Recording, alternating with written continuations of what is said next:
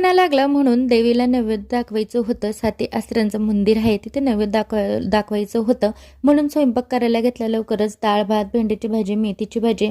तर इथं मी भेंडीची भाजी मस्त बारीक कट करून करणार आहे आणि इथं जिरे राई वगैरे फोडणी देऊन दिलेली आहे. थोडी हिरवी मिरची कट करून म्हणजे अशी बारीक करून टाकलेली आहे आणि त्याच्यात आहे ना फक्त जी कट केलेली भेंडी आहे ती मी इथं टाकून देणार आहे आणि मस्त अशी फ्राय करून घेणार आहे. आणि चवीपुरता मीठ आणि हळद. अशी भेंडी पण खूप छान लागते नुसती तोंडी लावायला केली तर.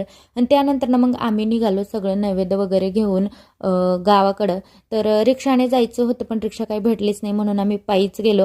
आणि इथं साती आसऱ्यांचं गावात मंदिर आहे तिथं सगळेजणी आखाड महिन्यात नैवेद्य दाखवायला येतात. असं नैवेद्य तिथं सगळेजण दाखवतात. तर जे नैवेद्य करून घेऊन गेलेलो होतो आम्ही ते मस्त देवींना दाखवून दिलं आणि प्रसादसुद्धा ठेवून दिला खोबऱ्याचा सगळ्यांना.